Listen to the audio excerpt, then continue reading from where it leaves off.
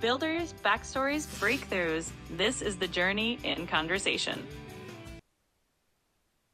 Hi, everybody. Welcome back to another episode of the Journey in Conversation. Today in the virtual studio, I have with me the wonderful Janna Landry, who has the company Align. She is a communications coach and co-host of the podcast Pull the Shoot.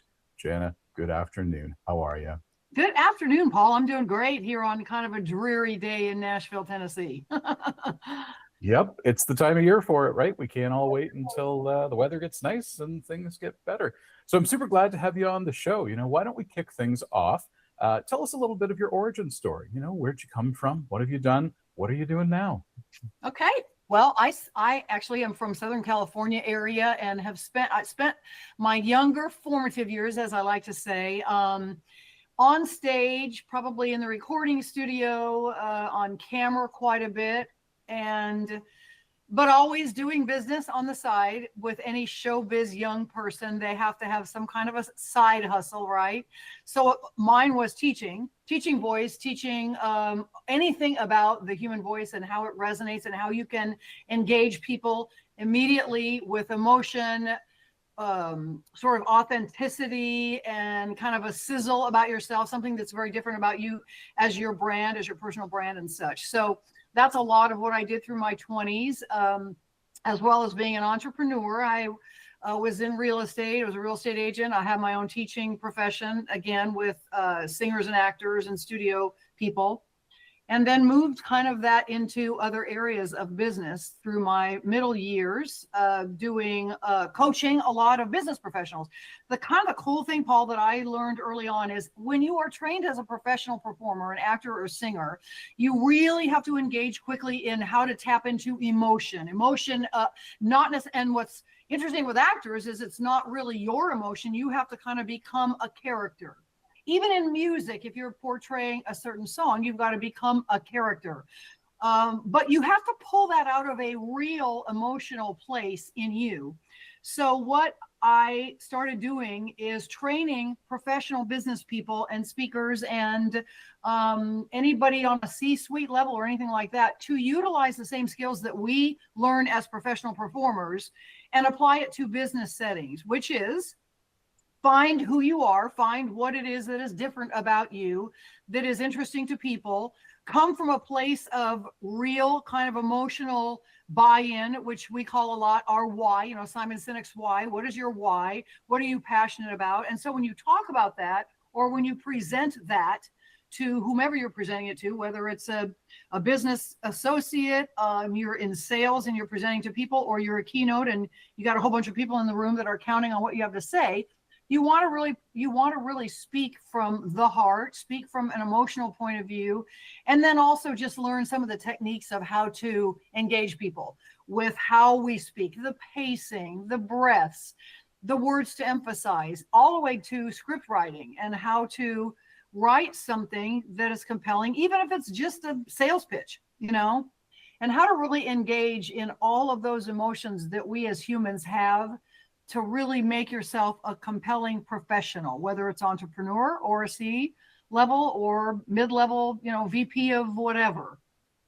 And so that's kind of what I kind of got interested in, because what was interesting to me is working with business people and sort of giving them all the ins and outs of what we entertainers do, and they're like, oh, wow, I didn't really think that, like when, one of my cool recording artists is up on stage and I'm watching them in a concert, like all the stuff that they're using to kind of hook me in. It's no different for the layman or a professional. And so I kind of started really creating a communication sort of a protocol or communication thing that I could teach people, like, some of our little secrets about how to engage people.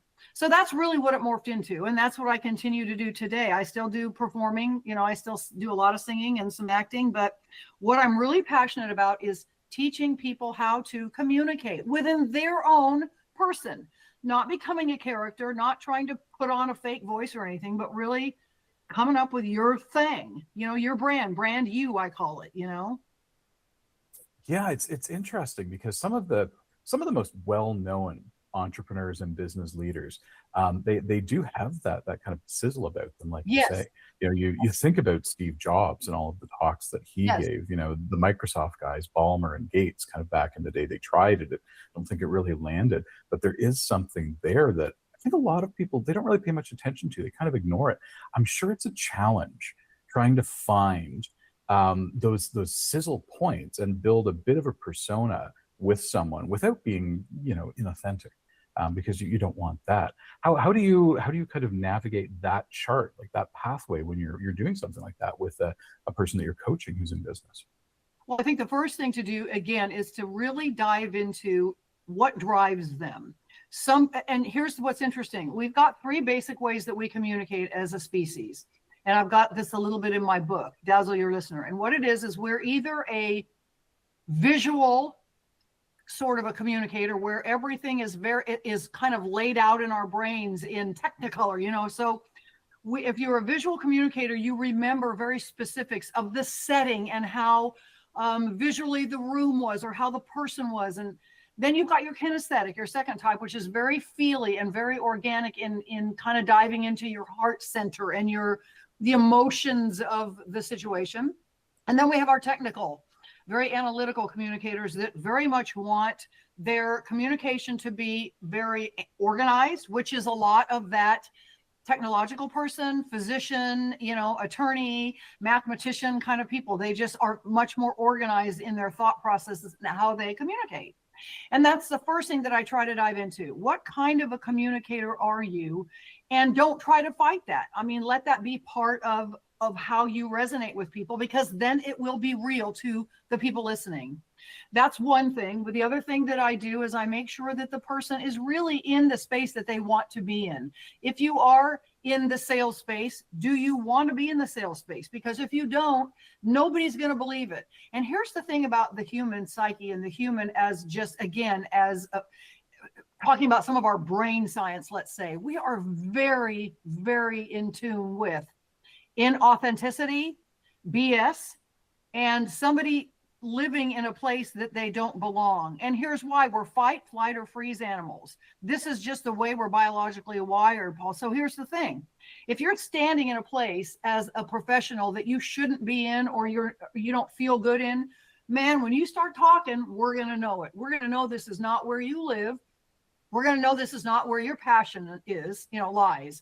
So that's one of the things that I do. One of the other processes is dig down into, let's find out what drives you, what that is. And then let's formulate sort of your brand and I call it a passion pitch rather than an elevator speech,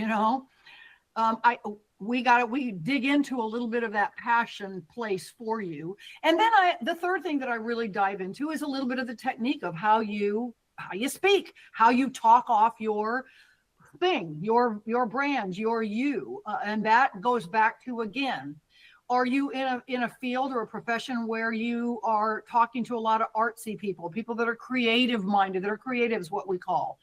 Think about that. Then your audience is going to be more of that visual kind of a communicator or kinesthetic type of a communicator.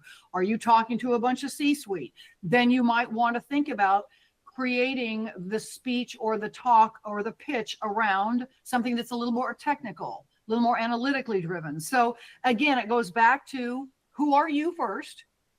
What is your sizzle or your place of passion? Then how do you construct that? And then who is your audience?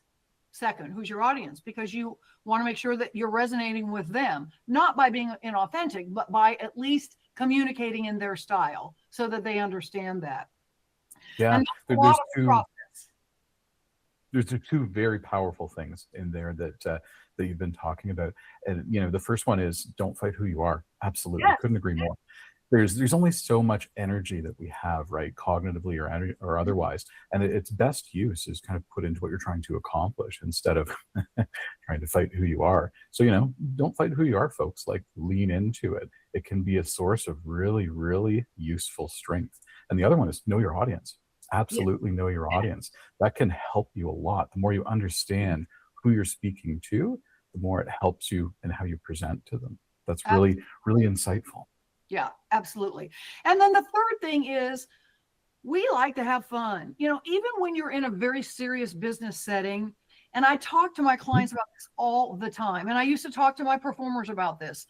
Nobody wants a perfect performance. We as humans like a little bit of self-deprecation. We like a little bit of that kind of grit and a little bit of that, oops, I screwed up. Let me just fix this. Let me figure out a way to do this, especially when you're in sales. Nobody wants somebody that comes in and they appear to be perfect. They want people that are real. So the other part of that is when you're talking to people, they absolutely want to know about you and what drives you or what got you to where you're at. So especially when I'm talking to clients about building a keynote or them becoming a much better presenter or speaker, find some fun human elements about you that are different or weird or quirky or fun or funny. We love funny. Humans like to laugh, and we're communal animals. So we like, a big happy room with everybody laughing and contributing and having a good time. So it's imperative that you sort of integrate some of that, of your personality, of your silliness, or not silliness, you know what I mean, but you're just the light part of you is what people tend to grab onto, the imperfect part of you, the human part of you. And that's a really important part for people to really dive into, especially when I'm dealing with physicians or people that are oh so serious, politicians that are oh so serious. And it is true. You have to, again, present with who you're standing in, what role you're standing in, but you also want to make it real for people, because that trust is then immediately set up. The minute you come across as perfect, there's mistrust there. And that's just, again, our fight, flight, or freeze mechanism working. That's part of our biology. So you want to be a little fun, a little imperfect, a little real for people. And then they have that buy-in. They have that trust factor much quicker. Yeah, and politicians in particular, I feel like a lot of time and energy and money goes into crafting a politician's public persona. Oh, yes. And getting them to never be off script or anything like that. And as you say, people mostly have a pretty finely tuned BS detector, right? Yes. Maybe that's a big part of the trust problem that we have with politicians increasingly today. Absolutely. I think one of the reasons why Jeff's and my podcast, Pull the Chute, is successful is because we have no agenda. We have no script. We get in there, we let people talk about who they are first, like you did, which is very smart, Paul. I commend you for that, because you learn a lot about somebody when they have to talk about where they started and where they are now. You kind of get their vibe, you get their all of it. You start to get their personality. And that's very much the way we want to be as professionals. We want to talk to other professionals in a real way. So good for you. Kudos for you for starting it that way. And that's what Jeff and I do a lot on the Pull the Chute podcast, is we just have conversations with people. Some of these people are big, hairy, important people, but man, we're just talking about, hey, what are you finding today in business? Or what are you finding today is your biggest obstacle? Or what are you finding that's really cool today that's happening in the business world? So I think that's a great way for people to talk about business, about the business of business, Yeah, and as you say, humor is something that we like. We're very communal animals, and I find that humor is a great tool for bonding with people. Yes. If you can get people to kind of trust you, feel comfortable around you, let down their guard a little bit. Humor is a really, really good way to kind of do that. And if you want to build a strong, lasting, open, and honest relationship with someone else, you have to bond with them, right? And Yes. that's where kind of, tell me about yourself. Those kinds of conversations, they also help too. One of the things that I work with my clients, when they say, well, Jan, I mean, what do I say? I'm not funny. That's not in my wheelhouse. I'm not used to being on stage. I just can't pull this stuff out. So here's what I tell them. There's 3 subjects that are completely universal to people. That's usually some kind of family drama or dynamic that's funny. You know what I mean? Like my great aunt or my whatever. Food is always a funny one, because we all eat every day. We all, enjoy food, and it's a big part of who we are. And then anything that has to do with pets or animals or kids, you know what I mean? Where there's a funny scenario there. Just anything that's a personal story about your day-to-day living that's not your professional. that's not in your professional sort of life, is always one that people can relate to, because we all have those stories. We all have funny holiday stories. We all have funny vacation stories. We all have funny pet stories, or most of us, and if you don't have pet stories, you have likely funny relative or kid stories, So things like that, that are very universal to the human spirit, I think always work. And so I will tell people, if you're building a big old important speech, throw in 2 or 3 things that are funny for people. Give them an opportunity to relax into the speech or the talk or the presentation. Give them time. Another thing I talk about a lot is pauses. Let people's brains breathe. Let people have a minute to just absorb you and the information you're giving them. People are very terrified if there's white space or there's no noise going on, because we're in such a noisy world now, right? So I tell my clients, it's okay for you to stop and not talk for 30, 45 seconds and just let the room breathe. Don't be afraid of that. So that's another little kind of a fun technique that helps people think, okay, this person, is good at what they do, or this person, I trust this person. I'm going to listen to what they have to say, whatever that may be. So again, yeah, and this trick.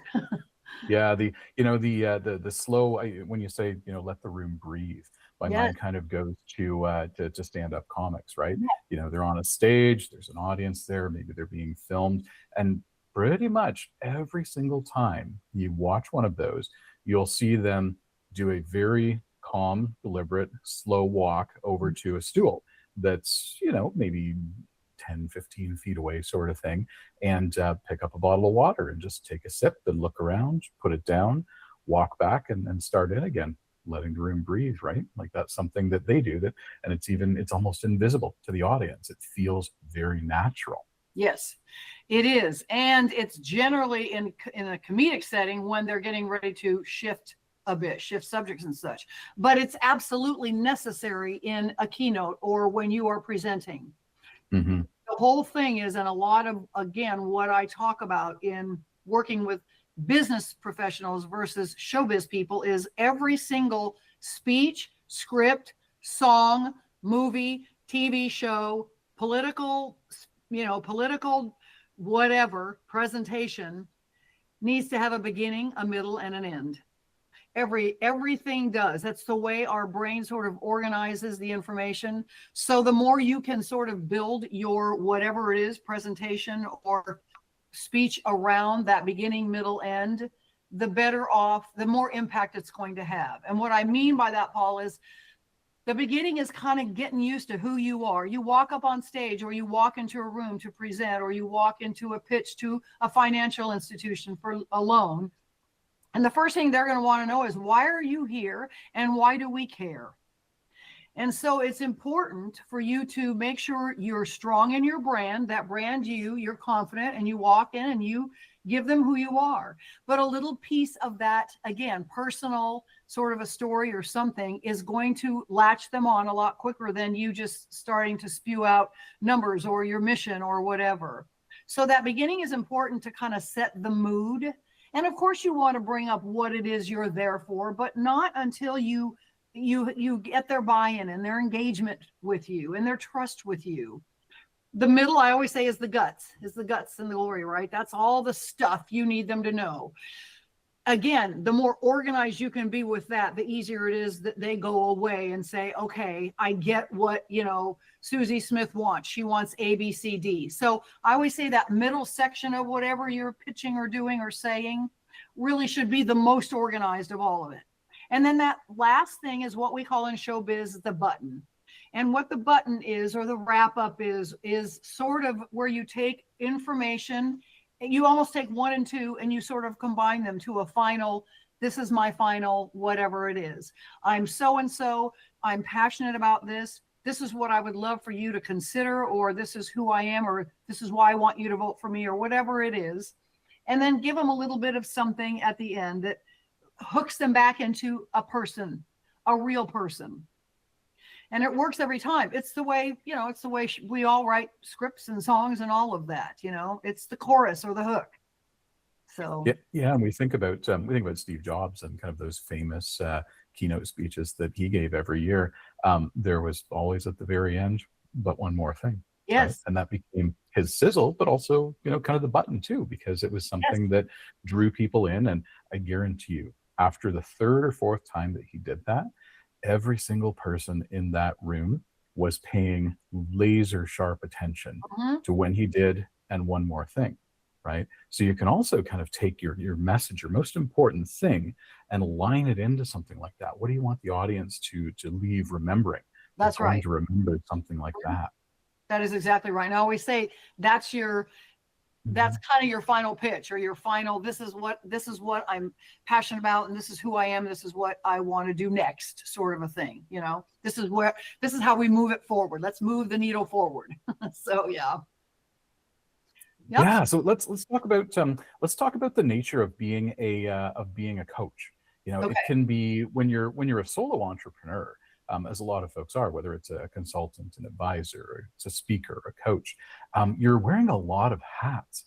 Not only are you delivering the value that you've sold to your clients or your audience, but you also have to go out and you have to find new business. You have to drum up new business. And for some people, that can be really challenging, like wearing both of those hats simultaneously. Yes. I'm sure that you've experienced parts of that in your career and in your journey. How did you find that? Was it difficult to manage those two? How did you ultimately kind of wrap your brain around it and just make it work? I think that's a great question, Paul. And this is what I tell a lot of my younger people that are into wanting to get into coaching, or even any profession, really. I think there are a few elements that you always should consider. The first thing I tell people is educate yourself. Read as much as you can from people that you admire. Even autobiographies of people that not necessarily align with your profession, but just that you find interesting, because every person, I don't care what your profession is, goes through highs and lows. We all go through highs and lows. It's part of business. It's part of just the journey of, in my opinion, the journey of why we're even on this earth to begin with. We're sort of, these spiritual beings living a human existence for a short time, or however you want to view your spiritual side. But I do feel that is a part of how you dig into.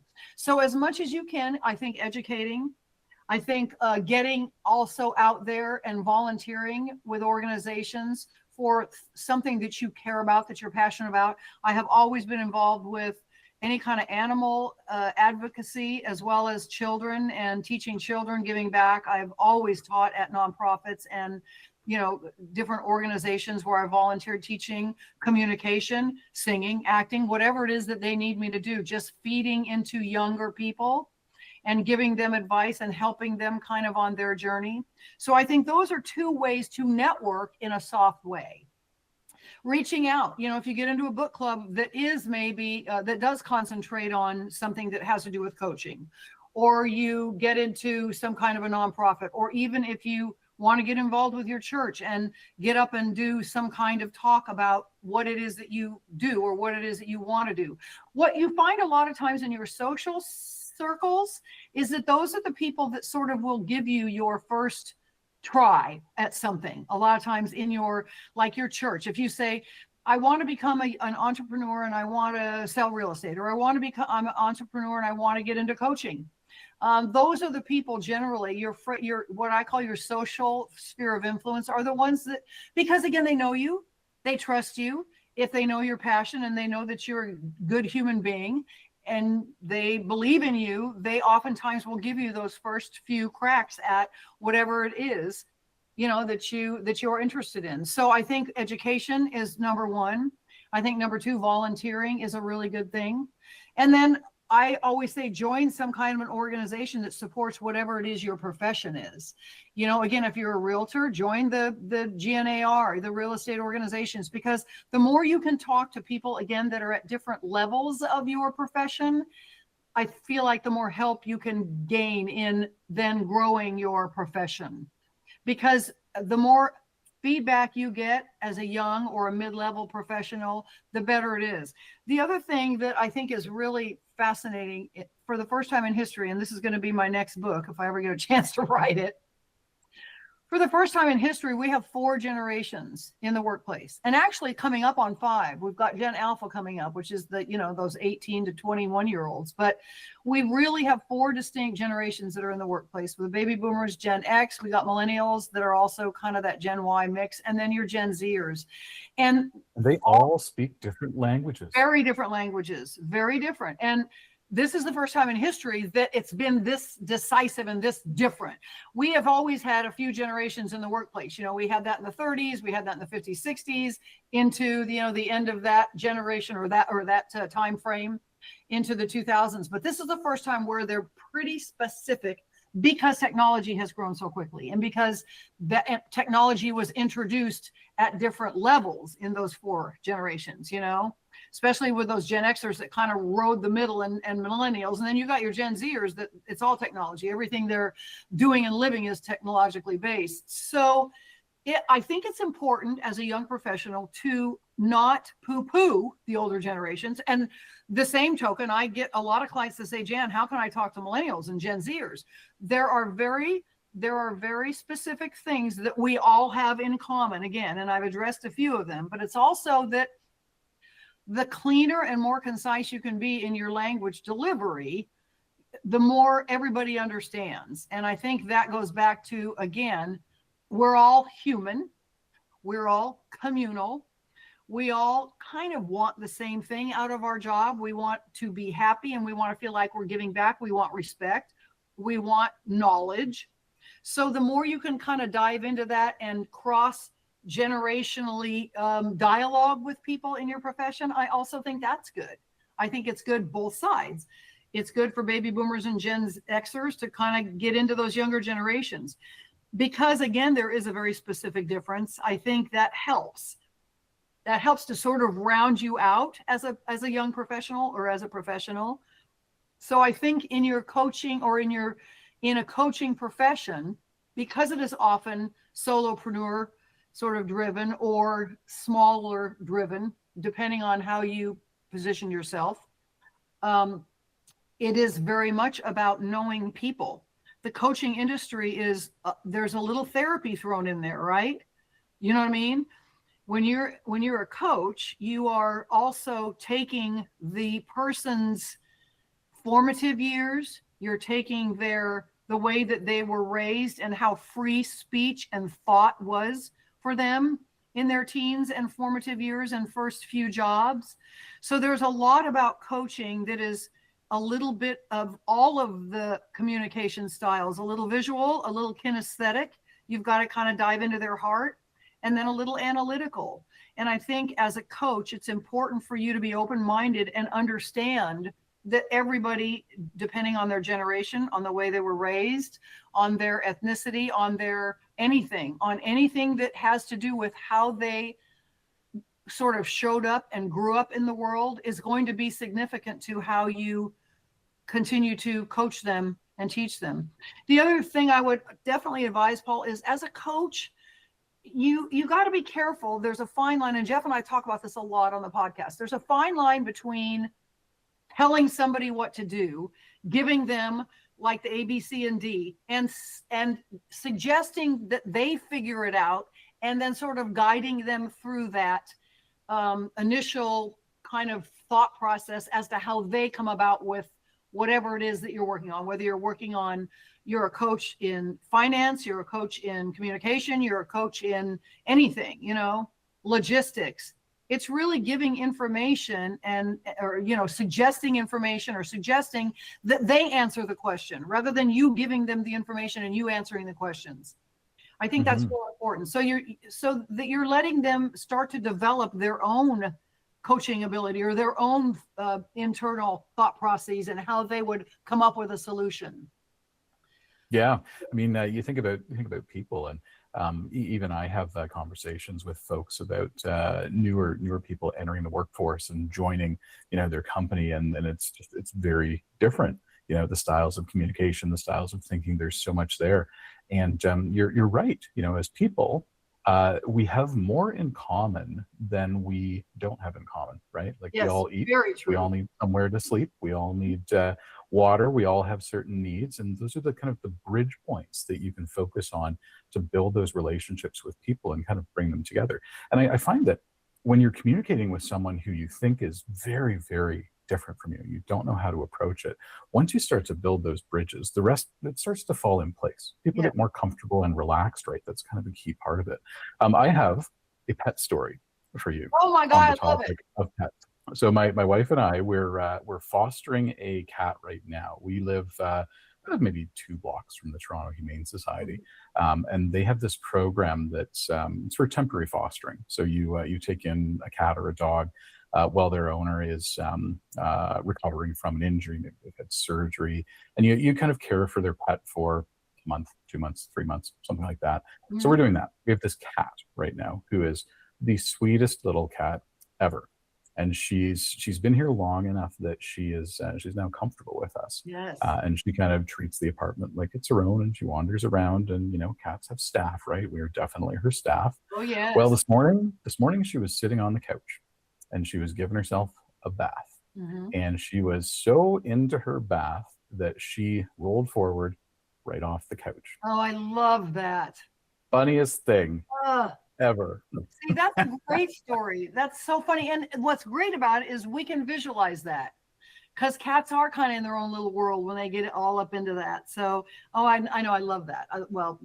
I mean, I love any animal. I had like lizards, and I had a pet snake, Irving, when I was a little girl. And, I mean, I just like any kind of animal because the truth is what's beautiful about them, again, is they're very simplistic in their needs, but they give so much, and everything is just kind of unconditional. Hey, and sometimes, like you said, cats not so much as dogs, but they're kind of in their own little world, and you just revolve around their world. But it's a wonderful thing to observe. It's a wonderful thing to observe for a human, because we get so into our heads. Oh, we get so into our heads. And I talk about this a lot. I've studied this a lot because in communication, it's very much about how you separate all of the brain noise and then come up with what it is you need to say.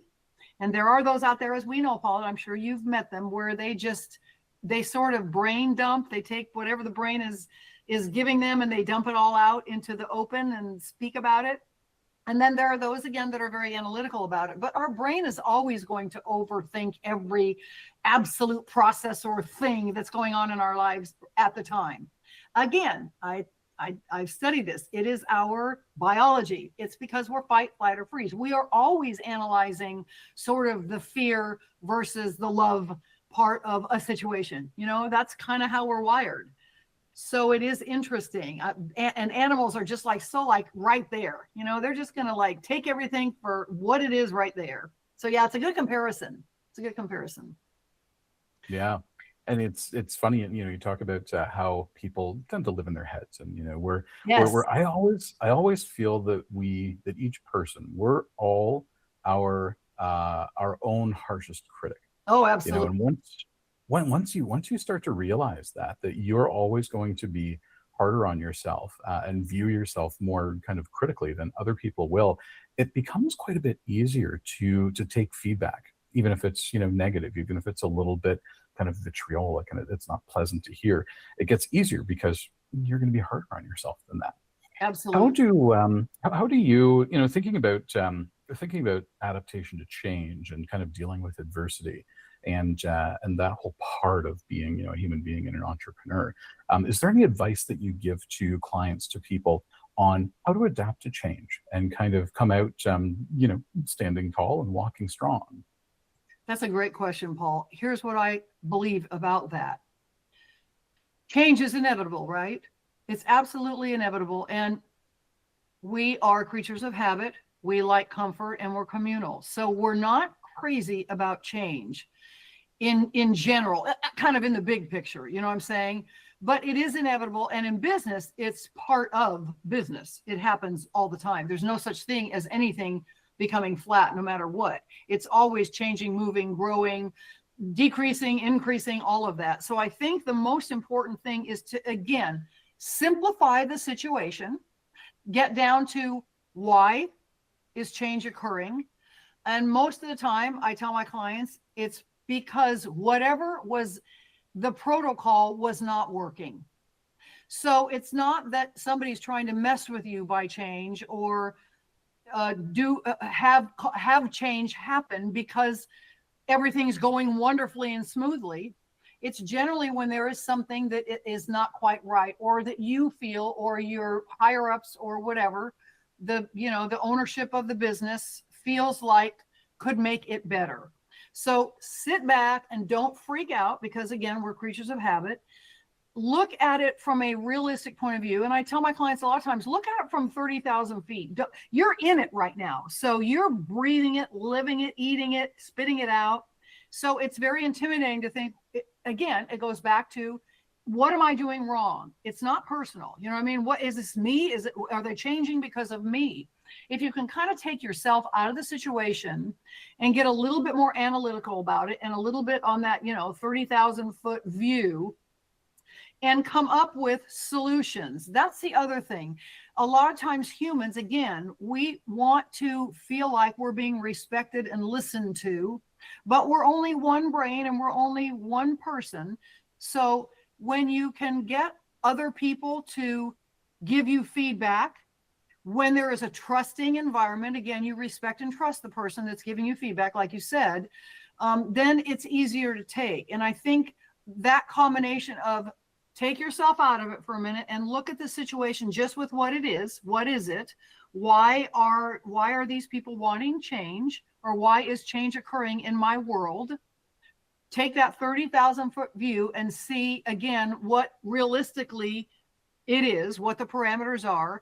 Take yourself out of it and take the personal out of it and try to look at it objectively.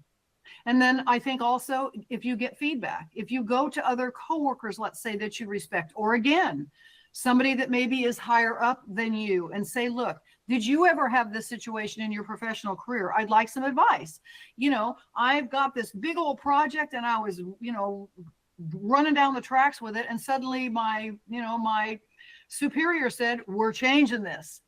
You can't look at it in a personal way, because here's the real bottom line in business. Usually, I'd say 99% of the time, unless you've got somebody that just wants to, get off the rails for a reason, everybody's in it for the same thing. We all want a satisfactory business environment. We all want to feel heard, listened to, and respected. We all want as much knowledge as we can have for whatever that position is that we're sitting in. And we're all kind of out for the same goal, and that is to be successful, and to be successful in it, in whatever that business is. So again, it's a little hard for people to take themselves out of a situation when change is occurring, because sometimes they take it personally, but you've got to be confident that it isn't usually about you. It's usually about the greater for the good, or the greater for the company. And oftentimes those superiors, or that C-suite level, is looking at the business from a 30,000 foot kind of a thing. Or if you are a solopreneur and it's your business and things are starting to kind of go off the rails, you're not getting as many clients, or you're getting negative feedback, or whatever that is, that's a time to step away, breathe. It's okay. It happens to everybody. Educate a little bit more. Get out there, out in the world, and ask around and get some advice from somebody that might know more than you about it, or whatever, and step away from it a little bit, because change is bound to happen. It's going to happen, but it doesn't have to reflect on you personally, or on your work ethic. And most of the time it doesn't. Yeah. Reframing is also super valuable, right? Like, yes. I think about this also kind of related to what we're talking about. Failure. Failure, when you fail, it doesn't feel great. And when you're not used to failure, and you're not used to kind of coping with it and bouncing back from it, like it can really knock you out. But when you start to realize that failure is one of the most powerful learning experiences that you'll have in life, you start to look at failure differently, and failure becomes not as much of an ending, and it becomes more of kind of a part of the journey, a natural step in your path. That's a great way to put it, a natural step in your path. And it's going to happen. I think what's interesting too is like older people, people more in my pool, when failure occurs, they don't get so rattled over it as somebody young. And again, it's because the younger professionals out there haven't experienced failure at the level that somebody, that has been in their profession for 20, 25 years, 30 years. And I think that's a lot of it too. When you have lived a few failures, they're not as intimidating as your first big failure, where you're like, oh my God, I am not, this is not my profession and I suck. And, it's like, yeah, no. And here's what's beautiful about it. The more you are hurt by it or intimidated by it, the more you care. And that's the other thing I bring up. Look, if you just say, oh man, I failed, I don't give a crap, then there's something wrong there. Because again, humans as part of our nature really care. We're really invested in what we do and kind of where we end up as young professionals, especially if if our why is all hooked into it, like this is what I want to be doing, so your buy-in is high as a young professional. So the failure part is all part of it.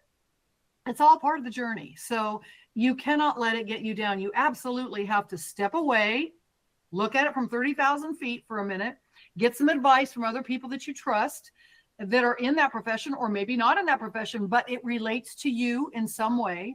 And then step back in and try a different way. Just try a different way. Nothing's going to happen.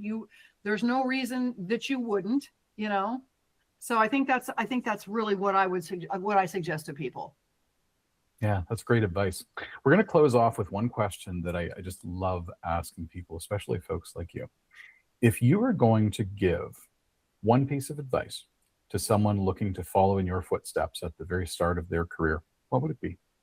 I would say trust your instincts, trust your gut, trust the center, your heart center, where everything happens. Your brain and your heart, all of these electronic functions are all wired together in our beautiful bodies. We've got our senses, our 5 senses. We've got our brain telling us, I can't, but that's part of fight, flight, or freeze. So take that and take it to heart and listen to it for a minute, and then throw it. This is what I say, throw it to the back of your head and lead with your heart, because your heart and those sort of gut reactions where you say, this doesn't feel right, chances are it's not. If your gut, and your heart is telling you something isn't right, then it's not. If your gut and your heart are telling you, you know what, I'm going to stay convicted in my decision about this, or my feeling about this, or my opinion about this, then 99% of the time I say you're right on. Because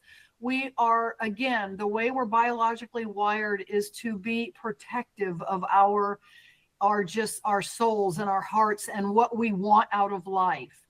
And so my one piece of advice is be convicted in what you believe in. Don't cave to the masses, because this is the last thing I'll say, Paul. The more you can sharpen your pencil, the better off you're going to be. And I use that a lot in my coaching, and that is, you are a unique being. You have unique senses. Again, you have a unique voice. You have a unique way you express yourself and the way you communicate. And all of that wrapped into your why and why you feel you were put here. And then that heart leading you is going to be 100% of who you need to be. And that's going to be enough. That's going to be enough, because the more all of these things can all be wrapped into this one beautiful person, the more people are going to go, wow, this person is powerful. This person believes in what they're doing. They care. They're invested in it. I trust them because they're speaking their real language. They're not trying to be something that they're not. That is what I call sharpening your pencil.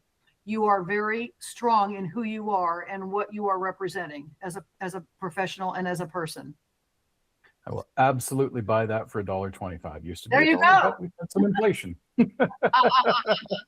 So, Janna, if the folks at home want to get a hold of you, how do they do it? Where are you hanging out? Where can they find you? You can find me on LinkedIn, but you can also just go to my website, jannalandry.com, and there is a Calendly invite. As you can tell, I love to talk. I love to get on any kind of correspondence, whether it's through email, but I'm a big voice person, being a voice coach. So just call me, let's schedule, or, schedule a calendar time, or email me and say, here's my number, and I'll call you. I'm big about communication. So Align is my coaching business, but where you will find me is just Janna Landry on LinkedIn and jannalandry.com. All right. And we're going to put the links to those in the show notes, folks. And we'll also put in the link to get Janna's book if you're interested in picking up a copy of that and giving it a read through. Hit the show notes. Janna Landry, thanks so much for joining us on the show. Been wonderful having a chat with you. All the best. Thank you. It's been great, Paul. Great questions. Thank you. Thanks for tuning in to the Journey in Conversation. If you liked this episode, follow or subscribe so you don't miss the next one. More builders, more breakthroughs, coming soon.